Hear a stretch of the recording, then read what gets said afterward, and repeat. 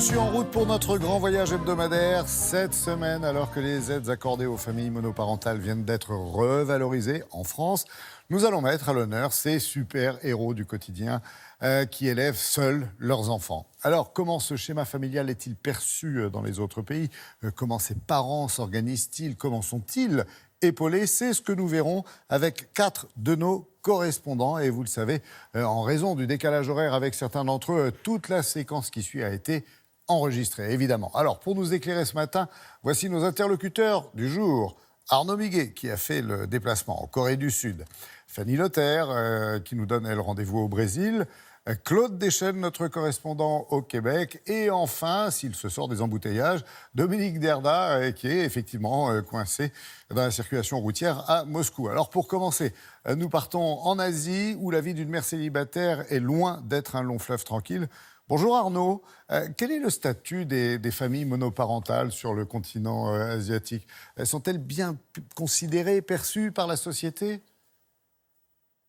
En un mot, Laurent, non. Bonjour. Les familles monoparentales sont très mal vues, très mal acceptées, que ce soit par les Chinois, les Japonais ou les Sud-Coréens. Nous sommes dans des sociétés asiatiques qui sont toujours très conservatrices, patriarcales, confucéennes. Confucius, je ne vais pas vous l'apprendre, philosophe chinois du 5e siècle avant notre ère, qui disait que pour mettre de l'ordre dans le monde, pour mettre de l'ordre dans la nation, il faut avant tout mettre de l'ordre dans la famille. Et donc une famille monoparentale, eh bien ça fait désordre. En Asie, en moyenne, on se marie avant 27 ans. Et évidemment, un bébé, un enfant hors mariage est inconcevable. En Corée du Sud, pays de 51 millions d'habitants, tenez-vous bien, recensés officiellement, il n'y a que 25 000 familles monoparentales. C'est un chiffre très officiel et c'est 60 fois moins qu'en France. C'est donc un combat. Nous sommes allés avec Justine Jankowski et Lisa So-jeong sur l'île paradisiaque de Jeju où des familles monoparentales passent leurs vacances. Elles passent leurs vacances entre elles dans le cadre d'une association et pour cause. Vous allez comprendre pourquoi. Regardez leur reportage.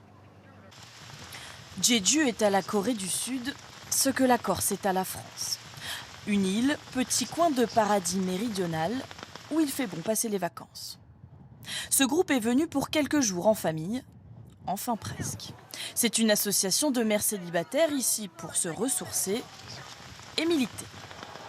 Comme dans cette université, l'association vient interpeller des étudiants et les sensibiliser sur le statut des mères célibataires.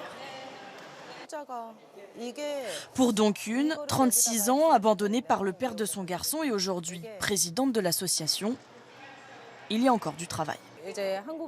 Dans la société coréenne, les mères célibataires ne sont pas seulement vues comme des femmes qui élèvent seules leurs enfants, mais plutôt comme des débauchés. La Corée est un pays très développé, mais le regard des gens là-dessus est resté bloqué dans les années 70. La preuve. Bonjour, j'ai une question pour vous. Si vous ou votre petite copine tombait enceinte, qu'est-ce que vous feriez ? Moi, je ne pourrais jamais être mère célibataire. J'essaierai d'avorter. Je pense qu'on doit aider et l'État doit aider encore plus les mères célibataires. Parce que bon, les femmes, c'est quand même le sexe faible.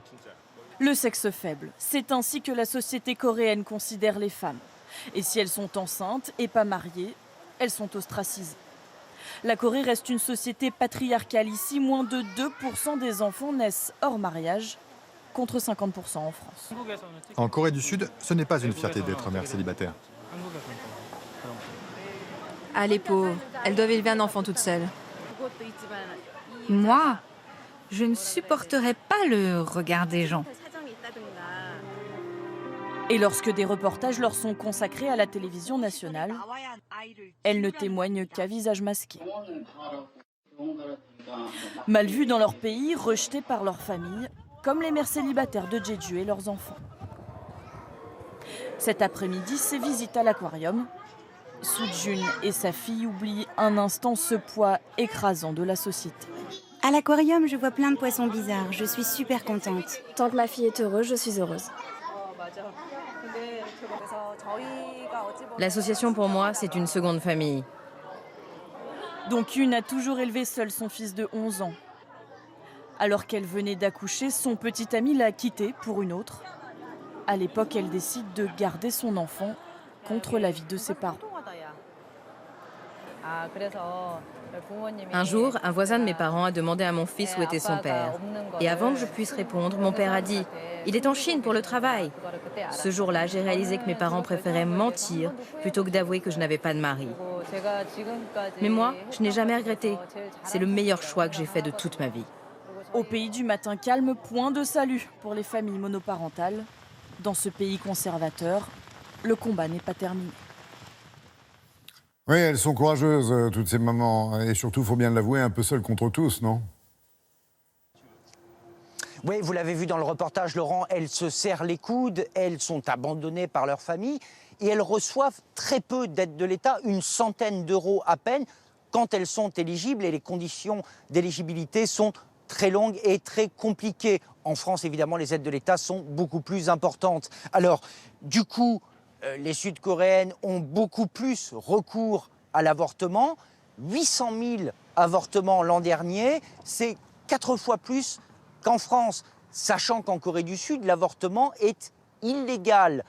Un praticien risque 2 ans de prison et une patiente risque 1 an de prison. C'est aussi pour cela que c'est le pays, la Corée du Sud, où il y a le plus d'adoptions au monde.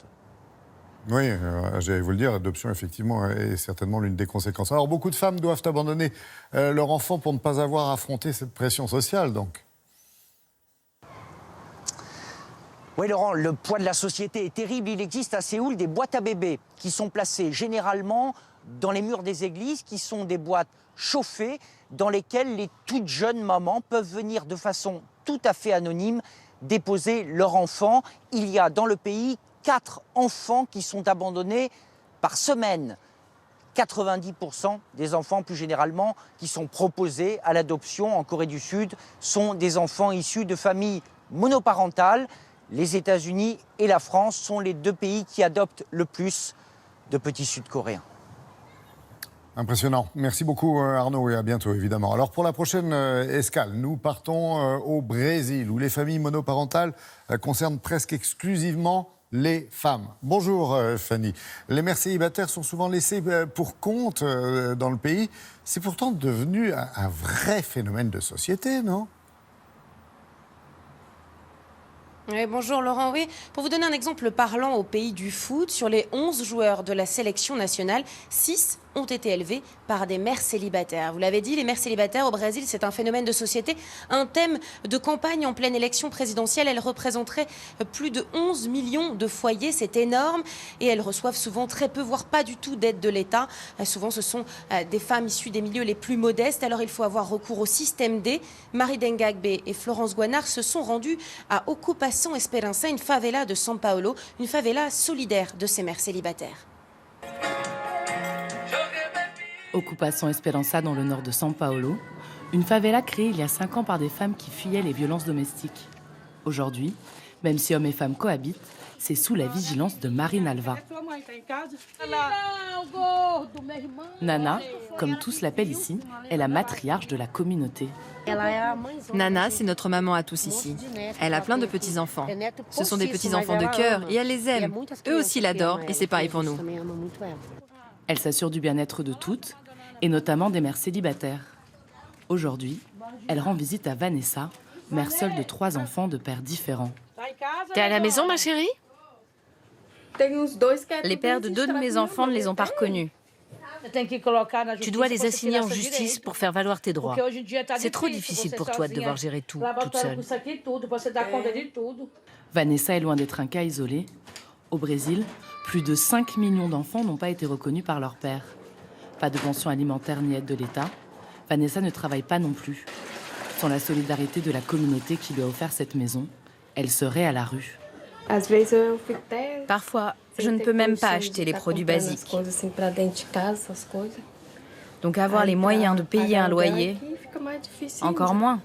Une vie plus que précaire, mais ici, elle est mieux acceptée. Dehors, il y a énormément de préjugés. Beaucoup de gens pensent que les mères célibataires devraient avoir honte. Des discriminations au quotidien, alors qu'au Brésil, une mère sur 3 est célibataire. Pour Vanessa, difficile d'élever ses enfants dans une société encore très machiste et violente. C'est dur aussi d'assurer la sécurité de nos enfants. Il y a beaucoup de gens mal intentionnés. Ils estiment qu'une femme est plus faible qu'un homme, et donc ils en profitent pour essayer de faire du mal à ma fille. Aucune garderie gratuite ou association ne leur viennent en aide. Alors pour s'en sortir, c'est l'union qui fait leur force. Je m'en occupe pendant que les femmes travaillent. Je me fais pas payer, ça me fait plaisir. Nous, mères célibataires, on ne touche aucun salaire parce qu'on ne nous donne pas de travail. On vit grâce aux petits boulots informels. Par exemple, moi, je lave les vêtements pour les gens de la ville. La nounou d'occupation Esperança veut aussi éveiller les consciences dès le plus jeune âge et en chanson.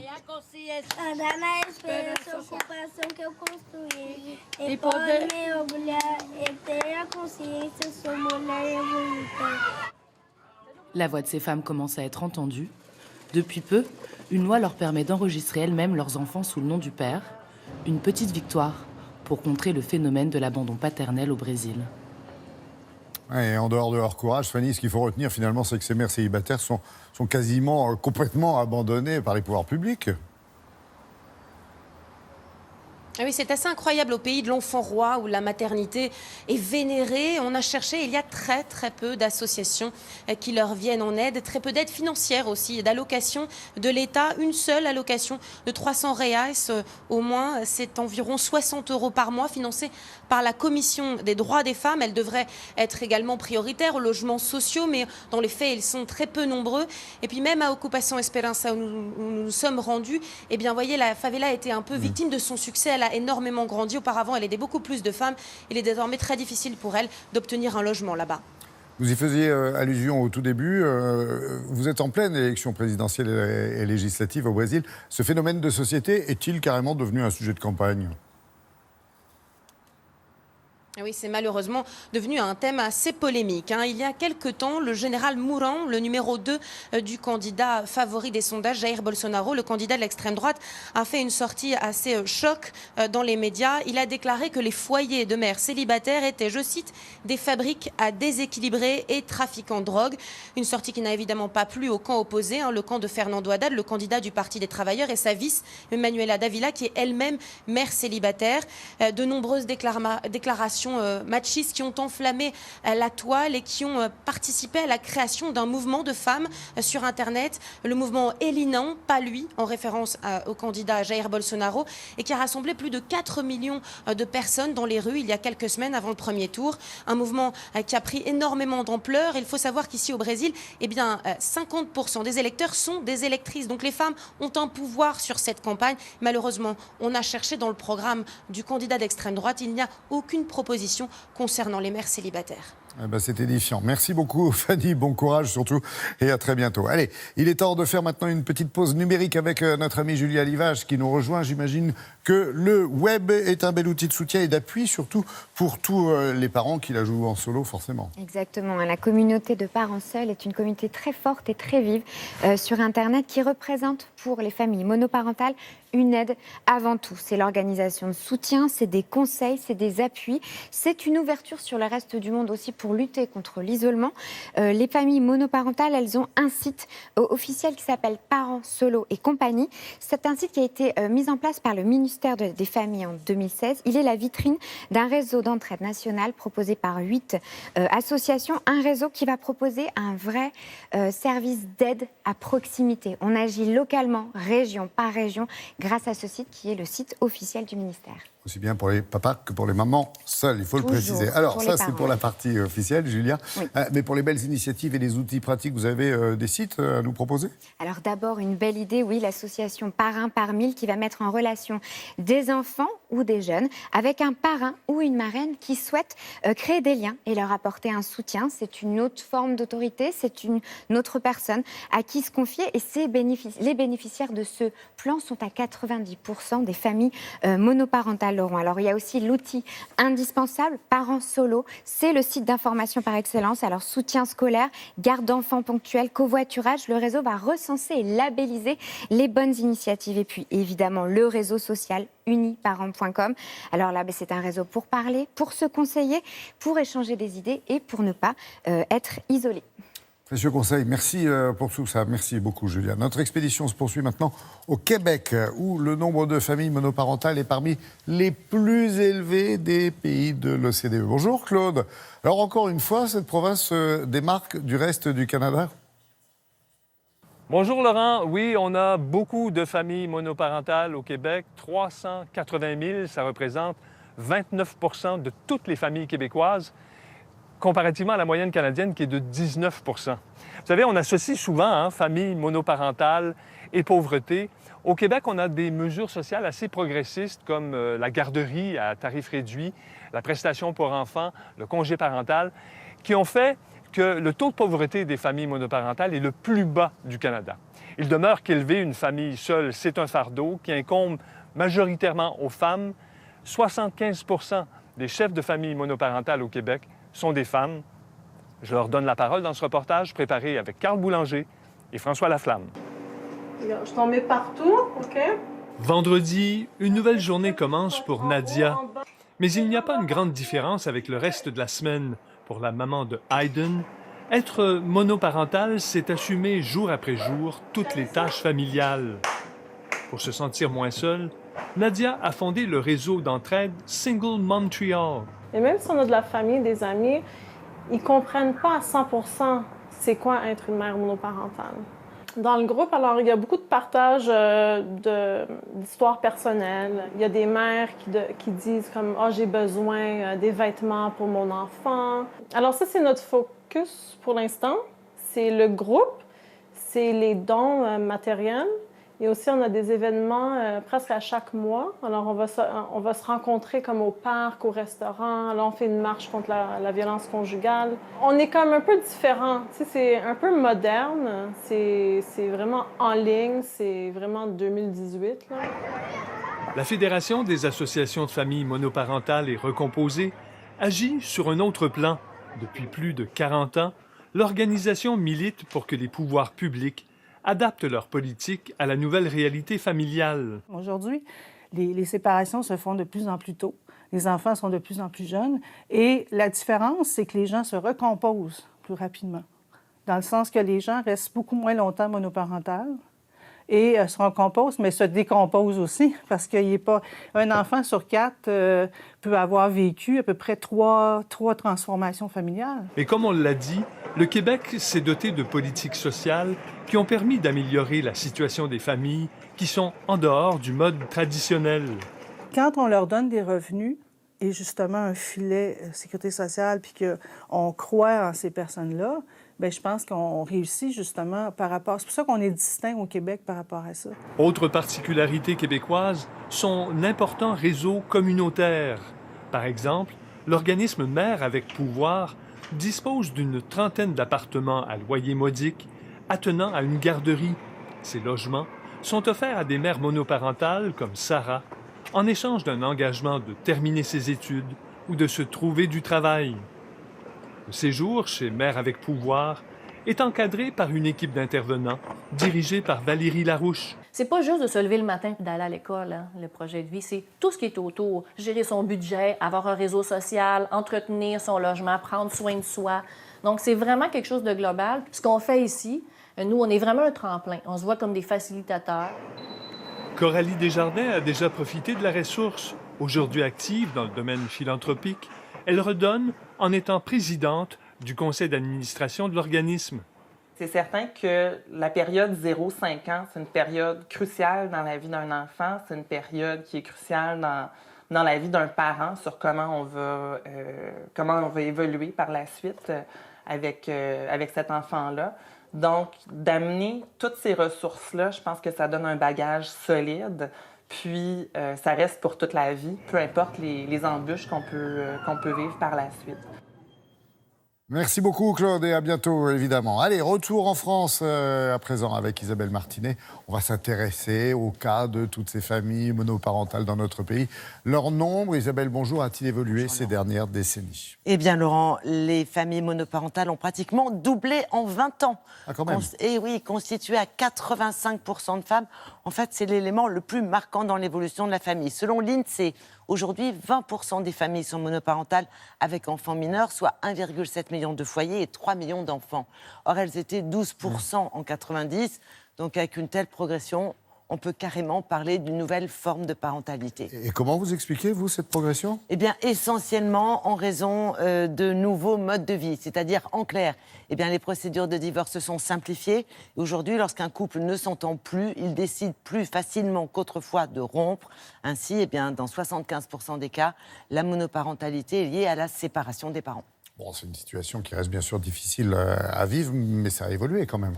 Ça a évolué, mais oui, ça reste difficile à vivre parce que le plus souvent, ça vient d'une décision douloureuse pour les parents comme pour les enfants. Et puis, c'est un statut qui engendre aussi une fragilité économique. Beaucoup d'emplois sont précaires.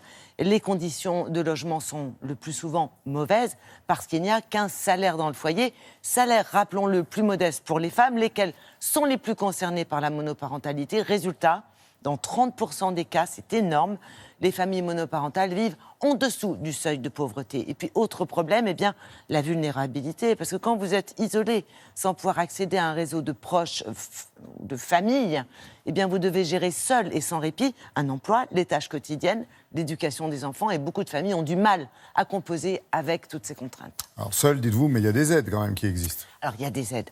Il existe des réseaux associatifs, déjà, qui peuvent, par exemple, vous proposer du soutien scolaire à domicile ou simplement un peu d'entraide pour souffler, pour pouvoir entretenir une vie sociale. Et puis, on peut également faire appel à des médiations pour essayer de pacifier des conflits parentaux qui peuvent suivre après une séparation. Du point de vue gouvernemental ? Alors, il existe une allocation de soutien familial. D'autre part, comme 30 à 40% des pensions alimentaires sont totalement ou partiellement impayées, eh bien, on peut aujourd'hui faire appel à l'agence de recouvrement des impayés de pensions alimentaires qui, comme son nom l'indique, aide dans les démarches. Dernier point sur ce sujet, justement d'actualité. Alors, Marlène Schiappa, qui est notre secrétaire d'État de l'égalité entre les hommes et les femmes, a lancé une enquête sur 1 an pour établir un état des lieux des difficultés subies au quotidien par les familles concernées. L'idée, eh bien, c'est tout simplement de faire évoluer le regard sur la monoparentalité et puis aussi les dispositifs de soutien. Et puis, dernier point, depuis le 1er octobre, une augmentation de 30% de l'allocation de garde d'enfants a été accordée aux familles les plus modestes, familles monoparentales, pour qu'elles puissent accéder à des modes de garde agréés et ne plus renoncer à un emploi parce qu'elles n'ont pas les moyens de faire garder leur enfant. On se dit, la monoparentalité n'est pas forcément une situation définitive, hein, Isabelle. Fort heureusement, généralement, non. Alors, petite précision, les hommes passent en moyenne 4 ans seuls, contre 6 ans pour les femmes, notamment celles qui ont un enfant. Dans les faits, en gros, la moitié des parents séparés se réinstallent en couple avec un nouveau conjoint au bout de 3 ans. Merci beaucoup Isabelle pour toutes ces précisions concernant effectivement cette situation en France. Alors pour notre dernière destination, direction la Russie, un pays où le divorce est 2 fois plus répandu qu'en France. Alors conséquence, une famille sur 3 est monoparentale. Bonjour Dominique, merci de nous rejoindre. Ce sont souvent les mères qui obtiennent la garde des enfants et elles ont parfois beaucoup de mal à obtenir une pension alimentaire.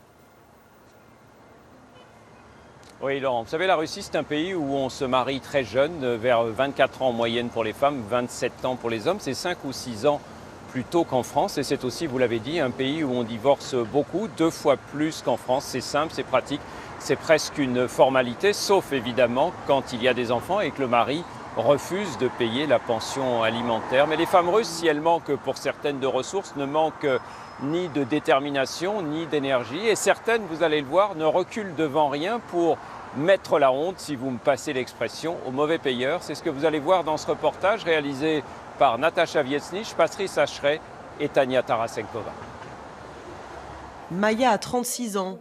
Depuis la naissance de son fils, il y a 8 mois, elle vit dans l'appartement de ses parents dans la banlieue de Saint-Pétersbourg. Elle y partage cette petite chambre avec son fils. Impossible de payer seul un loyer. Le père de l'enfant l'a quitté peu après la naissance et depuis, il n'a pas versé 1 centime. Là, c'est lorsqu'il est venu nous chercher à la maternité. C'est moi qui ai fait faire ces photos. Et c'est moi qui les ai payées, bien sûr. Parce que malheureusement, Maxime n'avait jamais d'argent. Quelques jours après, Maxime les abandonnait.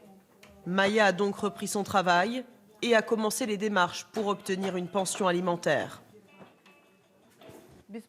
Ça n'existe pas, les avocats gratuits. Donc c'est impossible d'avoir de l'aide pour faire des démarches juridiques. J'ai donc cherché toute seule sur Internet comment remplir mon dossier pour la pension alimentaire. Et depuis le mois de mai, j'attends la réponse. Mais Maya ne se fait aucune illusion. Son ex-conjoint ne paiera jamais. En Russie, les décisions de justice en matière de divorce restent souvent lettre morte.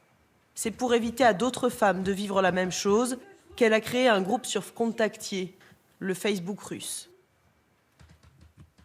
Chers tous, je veux vous prévenir du danger que représente Maxime. Il vit au crochet des femmes, il en a déjà eu 4 et autant d'enfants qu'il a ensuite abandonnés.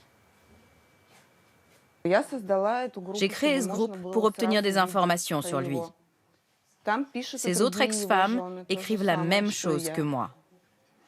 Il ne s'est occupé d'aucun de ses enfants, même pas pendant 6 mois.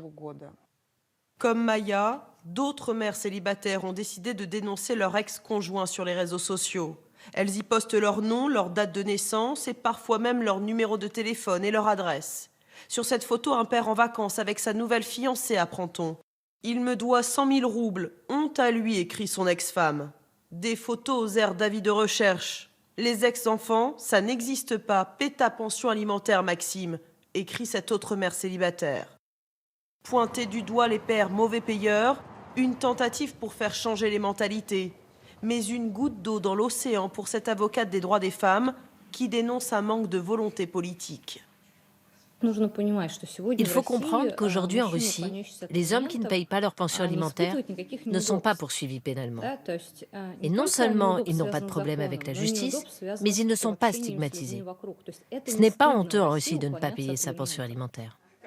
Une société qui ne juge pas les pères mauvais payeurs et des mères célibataires qui se retrouvent dans des situations sans issue. Maya, elle le sait, elle n'aurait jamais pu s'en sortir sans l'aide de sa mère.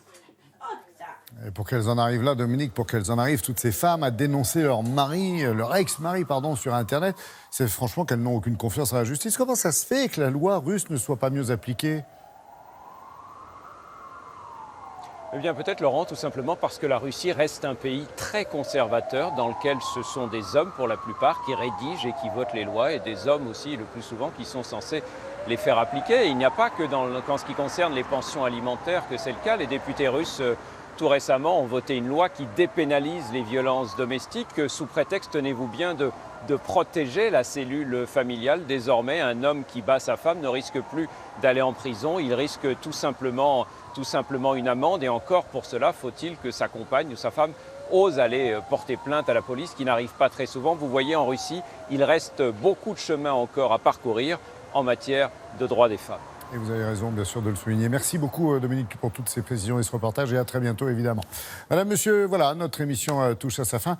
Merci à nos 4 correspondants pour cette immersion au cœur des familles monoparentales. La semaine prochaine, nouveau thème. La justice sera à l'honneur. Alors, comment est-elle appliquée dans les autres pays ? Quels sont les procès historiques qui ont marqué l'opinion publique et comment ont-ils fait évoluer les choses ? Réponse samedi prochain. Télématin, c'est fini pour aujourd'hui, mais on se retrouve lundi à partir de 6h30. Je vous attends. D'ici là, passez un excellent week-end, un très beau dimanche.